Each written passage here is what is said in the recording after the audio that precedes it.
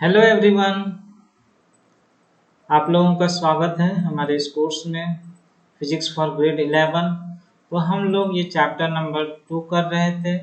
इसमें कि हम लोगों ने यूनिट्स के बारे में पढ़ा, फिजिकल क्वांटिटीज़ के बारे में पढ़ा, डायमेंशनल एनालिसिस के बारे में पढ़ा।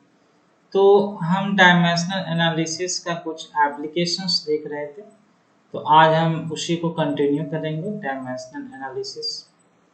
तो एक एप्लीकेशन हमने देखा था कि हम उससे इक्वेशंस डायमेंशनली करेक्ट है या नहीं है, उसके बारे में हम प्रेडिक्ट कर सकते हैं। अगर कोई इक्वेशन डायमेंशनली रॉन्ग है तो हम बोल सकते हैं कि वो इक्वेशन सही नहीं होगा।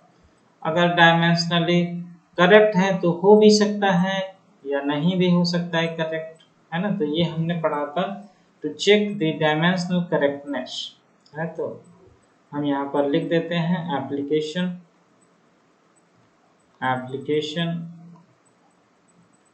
Of dimensional analysis. तो उसमें से हमने एक एप्लीकेशन पढ़ा लास्ट क्लास में, टू चेक डायमेंशनल correctness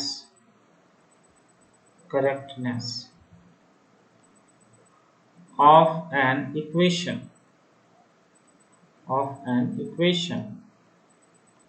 और हमने एग्जाम्पल लिया था t is equal to 2 pi root under L/g।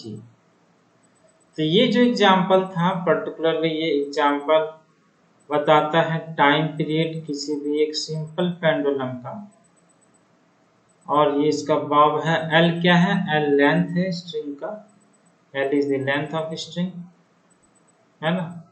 और g क्या है? एक्सेलरेशन ड्यू टू ग्रेविटी है। तो हमने देखा था कि लेफ्ट हैंड साइड और राइट हैंड साइड दोनों टाइम बता रहा है, इसलिए ये डायमेंशनली करेक्ट है। This is dimensionally correct.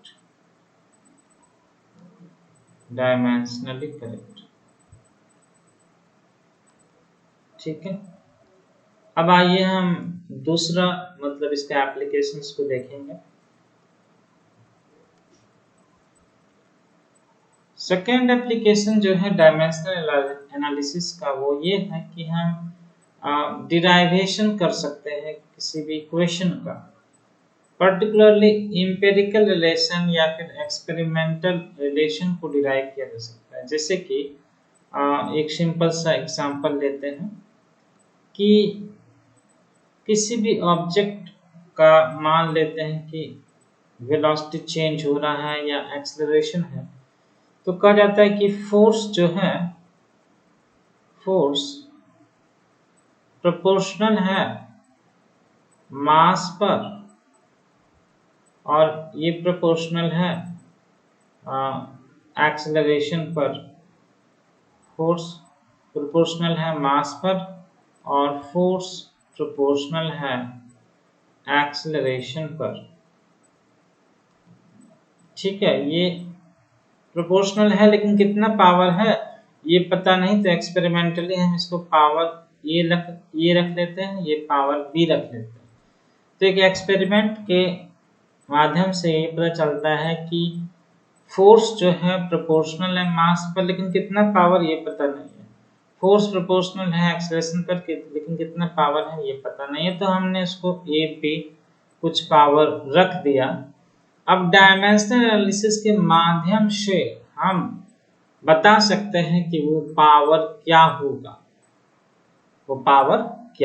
कैसे।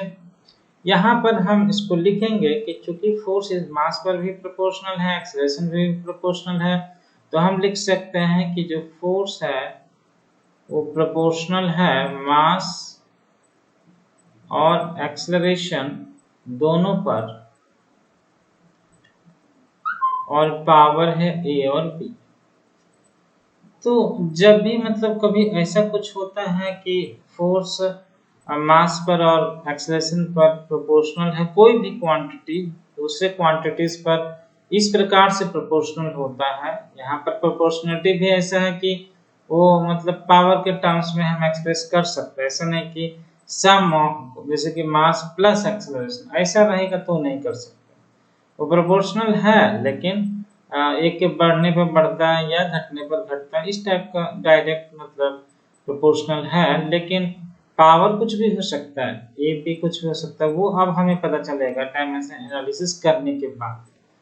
तो करते हैं डायमेंशन एनालिसिस। और ये जो प्रोपोर्शनलिटी है इसको हम हटा देते हैं, इसको हम हटा के कोई एक कांस्टेंट के रख देते हैं। ये एफ फोर्स को एफ रख दिया, मास को m पर पावर a रख दिया और एक्सेलरेशन को मैं यहाँ पर कैपिटल A रख देता हूँ, इस पर पावर b रख दिया।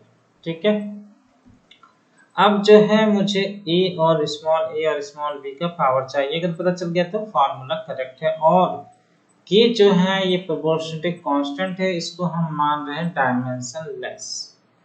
k क्या है, एक डायमेंशन लेस है, डायमेंशन लेस क्वांटिटी। ये भी हमको मानना ही होगा, नहीं तो इसका डायमेंशन तो हमें पता ही नहीं चल पाएगा कि कैसे कैलकुलेशन करें। तो लेफ्ट हैंड साइड हमारा फोर्स बता रहा है, तो आइए हम लिखते हैं। लेफ्ट हैंड साइड है फोर्स, तो फोर्स का जो डायमेंशन होता है वो mlt-2, ये हमें पता होना चाहिए। m पर पावर 1, l पर पावर 1, t पर पावर -2। और राइट हैंड साइड में क्या है, राइट हैंड साइड में हमारा है k का कोई डायमेंशन नहीं है तो हमने छोड़ दिया। अब मास का था तो मास का तो m हो गया, इस पे पावर a है और एक्सेलरेशन होता है lt-2 और इस पे पावर जो है मेरा b है। ठीक है, तो हमने लिख दिया। अब हम इसका पावर को एक्सप्रेस करेंगे, तो m का पावर a, l का पावर b और t का पावर -2b। तो लेफ्ट हैंड साइड और राइट हैंड साइड को अगर हम कंपेयर करें, if you compare left hand side and right hand side, what we can make from this analysis कि पावर सेम ही होना चाहिए। अगर ये इक्वेशन करेक्ट है तो मास का पावर, लेंथ का पावर, टाइम का पावर दोनों तरफ सेम होना चाहिए। So for dimensional, for the equation to be dimensionally correct,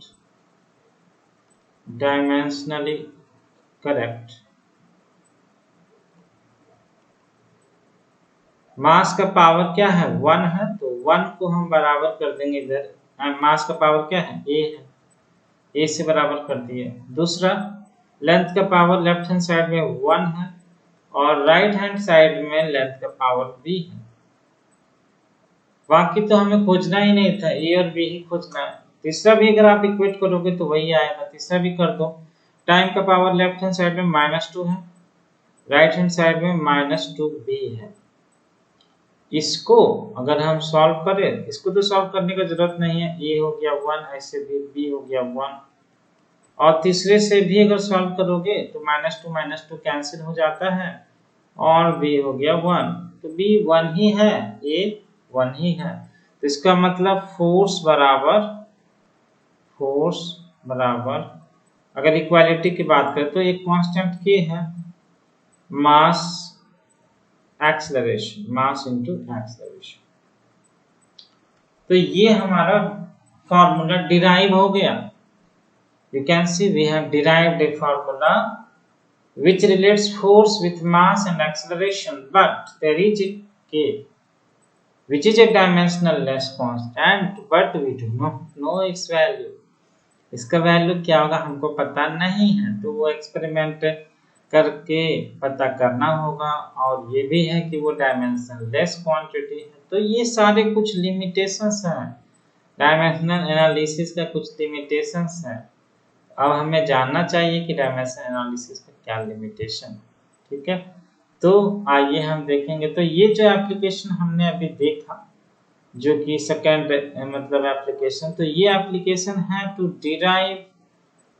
derive relationship relationship between physical quantities। तो फिजिकल क्वांटिटीज के बीच में हम रिलेशनशिप निकाल सकते हैं डायमेंशन एनालिसिस के माध्यम से, और उसमें जो डायमेंशनल वो जो कांस्टेंट आ रहा था वो डायमेंशन लेस होना चाहिए। अगर ऐसी बात है तो हम निकाल सकते हैं।